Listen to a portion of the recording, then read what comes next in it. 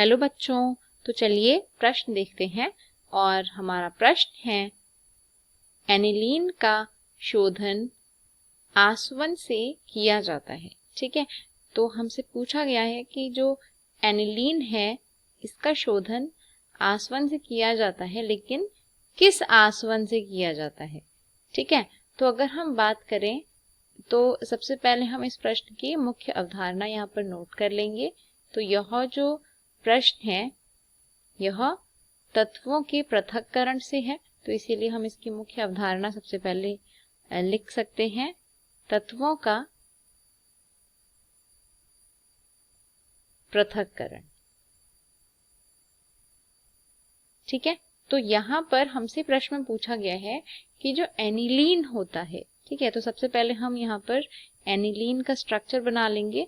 तो एनिलीन कुछ इस प्रकार होता है, जहां पर हमने बेंजीन रिंग के साथ एक NH2 इस प्रकार जोड़ दिया। तो यह जो यौगिक है इसे ही एनिलीन कहा जाता है।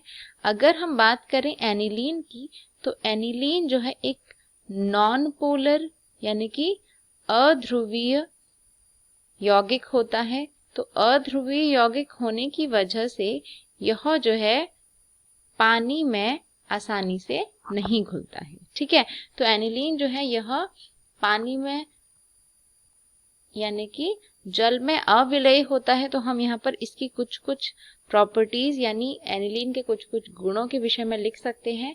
इसमें से पहला गुण यह है कि यह जल में अविलेय होता है, और इसके अविलेय होने का यही कारण है कि यह जो है यह अध्रुवीय है, जिसकी वजह से हम कह सकते हैं कि यह जल में अविलेय होता है, पानी में नहीं घुलता है। किंतु यह भाप में वाष्पित हो सकता है, और भाप में वाष्पित होने का अर्थ है यदि हम इसको गर्म करेंगे तो यह भाप के साथ उड़ सकता है। ठीक है, वाष्प बनकर उड़ सकता है, जिसे हम कहते हैं कि इसमें यह वोलेटाइल होता है।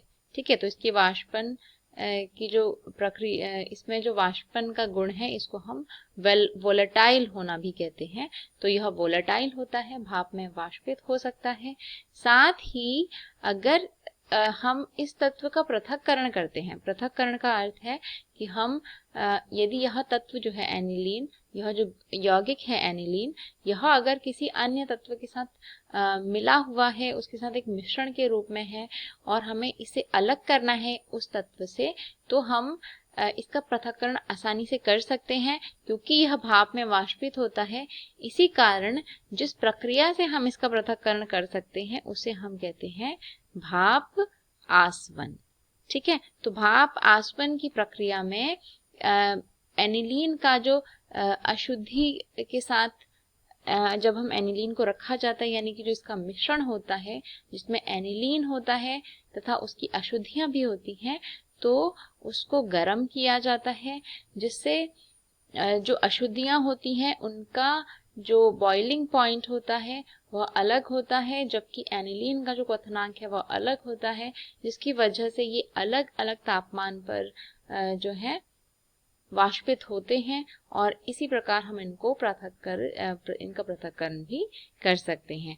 तो हमें प्रश्न में पूछा गया था कि किस प्रक्रिया के द्वारा हम एनिलीन का पृथक्करण कर सकते हैं। तो इसका सही उत्तर जो होगा वह होगा भाप आसवन के द्वारा एनिलीन का पृथक्करण किया जा सकता है। तो मैं आशा करती हूँ आपको यह उत्तर समझ में आया होगा। धन्यवाद।